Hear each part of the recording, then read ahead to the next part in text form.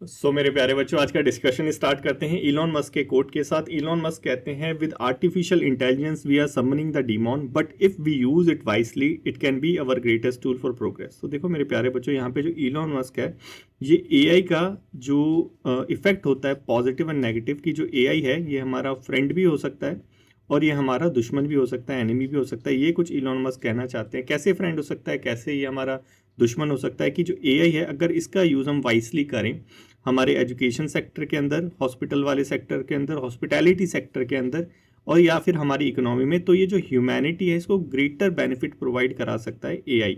और ये सब आपने महसूस भी करा होगा, हमने आर्टिकल इसका डिस्कस भी करा था। और कैसे दुश्मन हो सकता है कि ये ग्रेट स्केल पे अनएम्प्लॉयमेंट ला सकता है, ठीक है। अगर अनकंट्रोल हो तो ये ह्यूमैनिटी को भी हार्म पहुंचा सकता है। ये कुछ यहाँ पे नेगेटिव बेनिफिट होते हैं एआई के, जो इलॉन मस्क कहना चाहते हैं। लेकिन आज का जो हमारा एडिटोरियल है एक नया डायमेंशन लेके आया, क्या, एनवायरमेंटल डायमेंशन एआई का, जो हमने आज से पहले डिस्कस नहीं किया है, तो उसको डिस्कस करेंगे। आई होप जो ये कोट है इलॉन मस्क का, इसका मतलब आपको समझ आ गया होगा। थोड़ा सा और ज़्यादा अच्छे से समझ आएगा जब हम आज का हमारा डेली डिस्पैच का डिस्कशन स्टार्ट करेंगे, एआई कार्बन फुटप्रिंट। और ये जो टॉपिक है बच्चों, ये हमारे सीएपीएफ एग्जाम के लिए डेफिनेटली, यूपीएससी का जो सीएपीएफ एग्जाम है इसके लिए इंपॉर्टेंट है, क्योंकि ये हॉट बर्निंग टॉपिक के अंदर आता है एआई। और एआई का नया एंगल आया है एनवायरनमेंट, तो एआई को एनवायरनमेंट के साथ कनेक्ट करके अगर पूछ लेता है तो आज का जो हमारा एडिटोरियल है बहुत ही ज़्यादा हेल्पफुल साबित होगा। और इसके जो फॉर्डर पॉइंट्स है ये भी आप कई जगह यूज़ कर सकते हैं। तो ज़्यादा देरी ना करते अपना डिस्कशन स्टार्ट करते हैं अपने एम के साथ। क्या हमारा एम है बच्चों? हमारा एम है अपने नॉलेज पूल को बढ़ाना। किसको बढ़ाना? अपने नॉलेज पूल को बढ़ाना। तो ज़्यादा देरी नहीं करते, अपना डिस्कशन स्टार्ट करते हैं। तो देखो एआई जो है, आप सभी को पता है कि हमारी लाइफ का एकदम एसेंशियल पार्ट बन चुका है। चाहे वो कोई भी ऐप हो, चाहे वो कोई भी टेक्नोलॉजी हो, चाहे वो एजुकेशन सेक्टर हो, चाहे भी ए टू जेड कोई भी प्रॉब्लम आ रही हो, आप एआई का यूज़ जो है मोर और लेस करते ही अपनी लाइफ के अंदर। यही चीज़ यहाँ पे बता रखी है। और इसकी वजह से जो एआई है ग्लोबल मार्केट की में देखें तो इसकी जो वर्थ है आजकल ये $200 बिलियन हो चुकी है। और आने वाले टाइम में 2030 तक जो हमारा एआई मार्केट है ये $15.7 ट्रिलियन जो है ग्लोबल इकोनॉमी पहुंच जाएगी। मतलब एआई का जो यूज़ है बहुत ही दिन दोगुनी रात चौगुनी की तरफ बढ़ता जा रहा है। मतलब इसका जो यूज़ है वो बढ़ता जा रहा है दिन पर दिन, ये यहाँ पे बताया गया है। और इसका एग्जाम्पल भी है, जैसे हमने देखा भी था इस चीज़ को, कि यूएस का जो एक प्रोजेक्ट है स्टारगेट जो प्रोजेक्ट है बेसिकली वो एआई से रिलेटेड है। और यूएसए जो है उसने भी अनाउंसमेंट कर दिया है कि 500 बिलियन जो डॉलर है वो कुछ इस स्टारगेट प्रोजेक्ट में इन्वेस्ट करेगा, अपनी कंट्री के अंदर एआई इंफ्रास्ट्रक्चर बिल्ड करेगा। आपको पता है अभी तक चैट जीपीटी था और अब डीप सीक भी आ गया है। तो एआई की मार्केट भी बढ़ रही है, एआई में कंपटीशन भी बढ़ रहा है। ये दोनों चीज़ हमें यहाँ पे दिखाई दे रही है। तो इंडिया इसमें क्या कर रहा है? इंडिया भी डेफिनेटली जो है यहाँ पे जोर लगा रहा है। जैसे हमारे यहाँ रिलायंस इंडस्ट्री हो गई, ठीक है, हमारे अंबानी जी की इंडस्ट्री हो गई, उसके बाद हमारे नावेडिया हो गए, ये दोनों पार्टनरशिप कर रहे हैं। और इनका कुछ ऐसा प्लान है कि इंडिया के स्पेशली जामनगर गुजरात में पूरे वर्ल्ड का लार्जेस्ट जो डेटा सेंटर है यहाँ पे क्रिएट करना। कहाँ पे? जामनगर में। तो इसको पॉइंट को भी थोड़ा सा याद रखना, प्रीलिम्स में भी पूछ सकते हैं आपसे, जो पेपर 1 है उसमें। तो ये कुछ इंडिया इनिशिएटिव कर रहा है। और हमारा प्लान है, जैसे चैट जीपीटी आया है, जैसे हमारा डीपसीक आया है, तो इंडिया का भी प्लान है कि एलएलएम लेके आना है, लार्ज लैंग्वेज मॉड्यूल। तो ये कहीं ना कहीं जो है इंटरनेशनल मार्केट में कॉम्पीट करेगा चैट जीपीटी को और हमारे डीपसीक को। ये कुछ इंडिया का प्लान है, ये कुछ वर्ल्ड ओवर चल रहा है रिलेटेड टू द एआई। अब यहाँ पे मेजर कंसर्न क्या आता है? मेजर कंसर्न आता है एनवायरमेंटल इम्पैक्ट ऑफ एआई की। एनवायरमेंट के ऊपर एआई का जो है बहुत ज़्यादा इम्पैक्ट पड़ता है। जैसे एग्जाम्पल के थ्रू हम देखेंगे डेटा सेंटर एनर्जी कंजम्पशन। आप सभी को पता है कि जब भी अब आप जब है टीवी चलाओगे या फिर लाइट जलाओगे तो एनर्जी जो है कंज्यूम होगी ही होगी। और हमें पता है कि मैक्सिमम एनर्जी कहाँ से आती है? हमारे फॉसिल फ्यूल से। तो यहाँ पे कहीं ना कहीं उसी का रेफरेंस लेके किया गया है, क्योंकि जो एआई है उसको चलाने के लिए भी एनर्जी चाहिए। और वो एनर्जी कहाँ से आएगी? ग्रीन हाउस को एमिट करके। यही हमारा आईईए, इंटरनेशनल एनर्जी जो एजेंसी है, वो कहती है कि जो एआई है अभी करंटली, जो एआई है, आपको पता है हमने देखा था अभी कि हमारी जो मार्केट है एआई की सॉरी हमारी जो एआई की मार्केट है वो कुछ $200 बिलियन की है। और ये जो करंट हमारी मार्केट है ये आज के टाइम में भी 1% जो है ग्लोबल ग्रीन हाउस एमिट को में कंट्रीब्यूट करती है। तो ये काफ़ी ज़्यादा है। 1% पूरे वर्ल्ड का जो ग्रीन हाउस गैस एमिट है वो कहाँ से होता है, सिर्फ एक पर्टिकुलर सेक्टर से होता है, एआई सेक्टर से। ग्लोबली की यहाँ पे बात हो रही है, तो काफ़ी ज़्यादा ये जो है ग्रीन हाउस गैस एमिशन होता है, किसकी वजह से, एआई की वजह से। और हमने देखा कि ये जो हमारी मार्केट है 200 से ट्रिलियन पे, बिलियन से ट्रिलियन पे पहुंच जाएगी, वो भी 200 से 15 ट्रिलियन पे पहुंचने की उम्मीद है 2030 तक। तो यहाँ पे बताया गया है कि अगर 2030 तक पहुंचेगी तो ग्रीन हाउस गैस का जो एमिशन होता है एआई की वजह से वो भी बढ़ जाएगा। और यहाँ पे बताया गया कि 2026 तक कुछ डबल हो जाएगा, तो 2030 तक तो बहुत ज़्यादा हो जाएगा। तो थोड़ा खतरे की बात है, थोड़ा वरीड करने की ज़रूरत है। क्यों? क्योंकि हम एक और मेजर जो प्रॉब्लम है वो फेस करें, वो क्या, क्लाइमेट चेंज की। ठीक है, तो ये चीज़ यहाँ पे बताई गई है। उसके साथ एक चीज़ और है, आप सभी को पता है कि हमें एआई मॉडल जो है उसको ट्रेन करने की ज़रूरत होती है। जैसे जैसे एडवांसमेंट होती है, जैसे जैसे उसकी कंप्यूटेशनल पावर बढ़ती रहती है, वैसे ही वो क्या करता है, हाई जो इलेक्ट्रिसिटी है, हाई जो एनर्जी है वो कंज्यूम करता है, उसकी वजह से कार्बन एमिशन भी बढ़ता है। तो एक तो चीज़ हो गई हमारी क्या, कि एक तो मार्केट बढ़ रही है, ऊपर से क्या हो रहा है कि उसकी कंप्यूटेशनल पावर बढ़ रही है, कंजम्पशन और ज़्यादा कर रहा है, तो और ज़्यादा जो है एमिशन हो रहा है। यही चीज़ यहाँ पे बता रखी है। GPT-3, चैट GPT आप सबको पता है, पहले 1 आया, 2 आया, अब 3 आ गया। तो अभी जो ये GPT-3 है इसको ट्रेन कर रहे हैं, तो इसके लिए भी जो है 552 टन जो CO2 एमिट होता है करंट के टाइम में, ये यहाँ पे बताया गया। तो काफ़ी ज़्यादा एमिशन होता है, किसकी वजह से, एआई की वजह से, साफ साफ यहाँ पे हमें दिखाई दे रहा है। और जैसे जैसे एडवांसमेंट होगी एआई मॉडल के अंदर, वैसे वैसे जो एनर्जी का कंजम्पशन है वो ज़्यादा होगा। जैसे जैसे जो एनर्जी का कंजम्पशन ज़्यादा होगा, वैसे जो हमारा CO2 का एमिट है, जो हमारा कार्बन का एमिशन है वो बढ़ेगा। ये साफ साफ दिखाई दे रहा है। इसके साथ साथ एक प्रॉब्लम और जनरेट होती है, वो क्या, ई वेस्ट की। आप सभी को पता है ई वेस्ट क्या होता है, इलेक्ट्रॉनिक वेस्ट की। जैसे आप एक नॉर्मल एग्जांपल लीजिए कि जैसे टेक्नोलॉजिकल में एडवांसमेंट होता है, पहले हम वो डब्बे वाला black and white TV use करते थे कभी 90s के टाइम पे, फिर जैसे एडवांसमेंट हुई तो वो 90s वाले जो है कंडेम हो गए, कचरे में चले गए, उसकी जगह कलर वाले आ गए। अब वो जो कलर वाले थे उसकी जगह जो LCD आ गया, LCD की जगह फिर LED आ गया।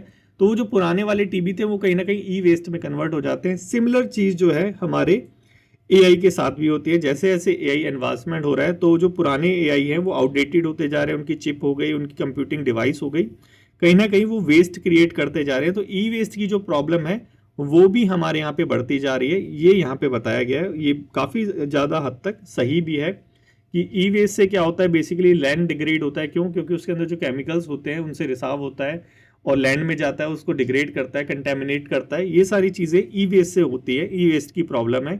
तो एआई के एडवांसमेंट से एमिशन ही नहीं, लैंड डिग्रेडेशन भी हो रहा है, ये यहाँ पे हमें समझ आ रहा है।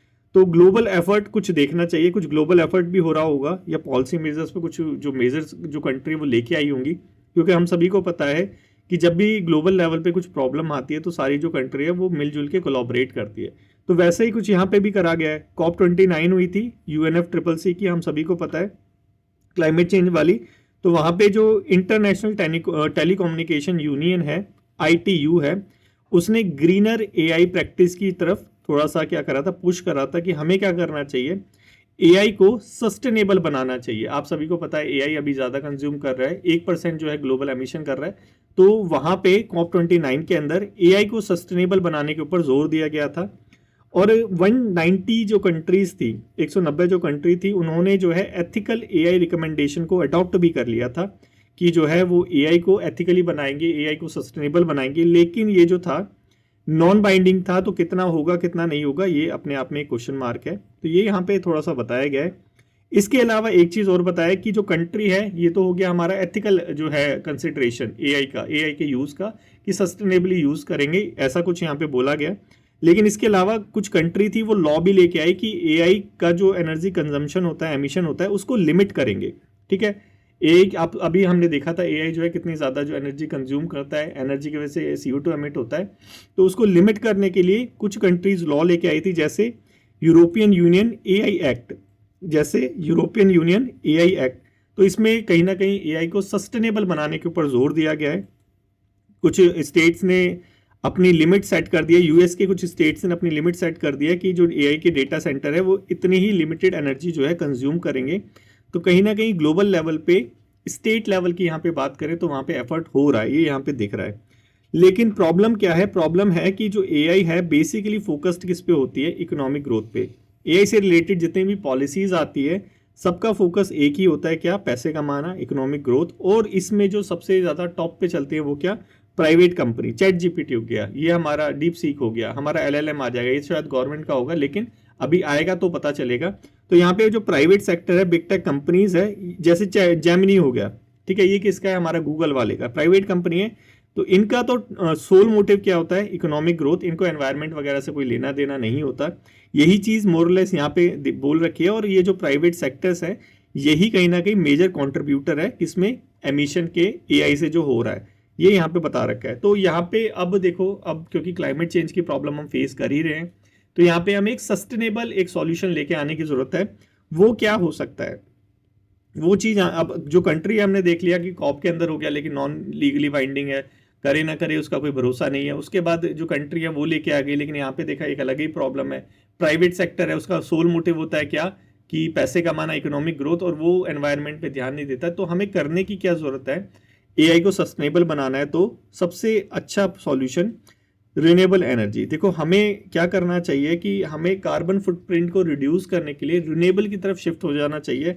जैसे सोलर हो गया, विंड हो गया, हाइड्रो पावर एनर्जी हो गया, इनसे प्रोड्यूस जो एनर्जी है वो हमें एआई को प्रोवाइड करानी चाहिए। तो यहाँ पे एआई जो है वो ग्रीनर एआई हो जाएगा, ये यहाँ पे बता रखा है। उसके बाद हमें एक चीज़ करनी चाहिए कि एआई को एनर्जी एफिशिएंट बनाना चाहिए। कैसे बनाएंगे? देखो एल्गोरिथम होता है, तो एल्गोरिथम को कुछ इस तरह से कंपनी को जो है सेट करना चाहिए कि वो जो एनर्जी है उसको कम जो है कंज्यूम करे। इससे क्या होगा कि सस्टेनेबिलिटी आएगी, इससे एनर्जी कम कंज्यूम होगी, जो ग्रीन एनर्जी आ रही है वो सफिशिएंट होगी, जो कार्बन एमिटेड एनर्जी है वो जो है नहीं आएगी, तो एमिशन नहीं होगा। ये यहाँ पे कुछ बता रखा है, ठीक है। तो यहाँ पे डोमेन स्पेसिफिक एआई के बारे में भी बात की गई है कि हमें जो है पूरा ऐसा नहीं है जैसे चैट जीपीटी हो गया, सबका डेटा सेंटर एक जगह है, इसके बाद ये जाता है तो यहाँ से ट्रांसमिशन लॉस, ये सारी चीज़ें होती हैं एनर्जी वाला। तो इसकी जगह हमें क्या करना चाहिए? डोमेन स्पेसिफिक जो है एआई मॉडल इस्टेब्लिश कर देने चाहिए, ताकि जो एनर्जी है वो लेस कंज्यूम हो और ये जो है एफिशिएंट हो काफ़ी ज़्यादा। जब देखो पास में रहेगा तो क्योंकि हमारी जो इलेक्ट्रिसिटी है ये अगर दूर तक जाती है तो यहाँ पे लॉसेस भी होते हैं हमारे। तो यहाँ पे कहीं ना कहीं बोला है कि लोकली इसको शिफ्ट कर दीजिए, तो ये लॉसेस होते हैं ये रिड्यूस हो जाएंगे और एफिशिएंसी भी बढ़ेगी और जो पावर का कंजम्पशन है वो भी रिड्यूस होगा। तो कहीं ना कहीं एक ये जो है मॉडल जो है हमारा लोकल डोमेन वाला मॉडल जो एआई का यहाँ पे सजेस्ट किया गया है वो कहीं ना कहीं एनर्जी एफिशिएंट हो जाएगा। एक चीज़ यहाँ पे ये बता रखी है। उसके बाद जो डेटा सेंटर्स हैं, ठीक है, उसको लोकलाइज करने की जरूरत है। और लोकलाइज कहाँ पे? जहाँ पे रिन्यूएबल एनर्जी रिच जो है रीजन्स है वहाँ पे। तो ये होगा क्या इससे? डेफिनेटली अगर लोकलाइज कर देंगे और उस जगह लोकलाइज करेंगे जहाँ पे हमें रिन्यूएबल एनर्जी पाती है। जैसे लेट्स से एग्जांपल लीजिए, राजस्थान में सोलर एनर्जी ज़्यादा है। अगर राजस्थान में अगर हम इंडिया का डेटा सेंटर इस्टेब्लिश कर दें तो उस डेटा सेंटर में जो एनर्जी आएगी डायरेक्टली रिन्यूएबल एनर्जी से आएगी। तो डाटा का जो कंजम्पशन है, डाटा का जो एनर्जी कंज्यूम कर रही है वो रिन्यूएबल होगी, तो एमिशन कम होगा। यही चीज़ यहाँ पे बता रखी है। तो ये एक सजेशन है कि लोकलाइज डेटा सेंटर वो भी कहाँ पे? रिन्यूएबल एनर्जी रिच सोर्सेज में। एग्जाम्पल हमारा राजस्थान जैसा हो गया, यहाँ पे फेसबुक में ही बता रखा है जैसे उसने स्वीडन में कर रखा है। दूसरी चीज़ हमने देखी थी ई वेस्ट वाली प्रॉब्लम देखी थी। ई वेस्ट के लिए यहाँ पे बता रखा है कि हमें क्या करना चाहिए? प्री ट्रेंड एआई जो मॉडल हैं उनको रीयूज करना चाहिए, ना कि उनको एकदम ही कंडम करना चाहिए, उनको बेकार कर देना चाहिए। जैसे कि आप सभी को पता है हम रिन्यूएबल वो जो रिसाइकलिंग वाली चीज़ जो होती है, वैसे यहाँ पे बता रखा है कि जो ऑलरेडी जो एआई होते हैं, हमें नहीं ऐसा कोई नई टेक्नोलॉजी हमें डेवलप करनी है। तो ऐसा नहीं है कि जो ऑलरेडी एआई है उसको वेस्ट करके हम स्क्रैच से एकदम जीरो से डेवलप करें। जो ऑलरेडी एआई के मॉडल हैं उसको ही कहीं ना कहीं रीयूज कर ले, उसको कहीं ना कहीं ट्रांसफॉर्म करके हम जो ई वेस्ट हो रहा है उसको रिड्यूस कर सकते हैं। ये यहाँ पे एक अच्छा सॉल्यूशन बता रखा है, क्या? Reusing pre trend AI models. उसके बाद ट्रांसपेरेंसी और अकाउंटेबिलिटी थोड़ी सी बढ़ानी चाहिए, ताकि जो कंपनीज है वो क्या क्या कर रही हैं, कितना एमिशन उनसे हो रहा है, क्या मेजर्स ले रही हैं, ये सारी चीज़ें हम ट्रैक कर सकें। ताकि इसके हिसाब से हम देखो क्या चीज़ है, इसके हिसाब से हम जो है उनको इंसेंटिव्स भी प्रोवाइड करा सकते हैं। जैसे पीएलआई हमारी स्कीम हो गई, तो ये भी कहीं ना कहीं हेल्प कर सकती है कंपनीज को रिन्यूएबल एनर्जी की तरफ शिफ्ट होने में, कंपनीज को सस्टेनेबल एआई की तरफ शिफ्ट होने में। तो यही सारी चीज़ें यहाँ पे बता रखी है कि हमें अब जो है मिलजुट के काम करने की ज़रूरत है, एक बैलेंस्ड इनोवेशन लाने की ज़रूरत है, वो भी सस्टेनेबिलिटी के कॉन्सेप्ट के साथ। तो यही सारी चीज़ें यहाँ पे डिस्कस की गई थी। आई होप आपको अच्छे से समझ आ गया होगा कि जो एआई है उसको एनवायरनमेंट से कैसे कनेक्ट करना है, हमें सस्टेनेबल बनाना है। क्यों? क्योंकि जो एआई है वो एमिशन ज़्यादा करता है। कैसे बनाना है, हमने सारे सॉल्यूशन देख लिए। अब आपका एक टास्क है पेपर 2 के लिए, ये जो टॉपिक दे रखा है इसको बच्चों लिखो। लिखने के बाद आपको जस्ट यहाँ पे जाना है, हिमंत्रा सीएपीएफ में हमारा टेलीग्राम चैनल है, डिस्क्रिप्शन में दे रखा है उसका लिंक।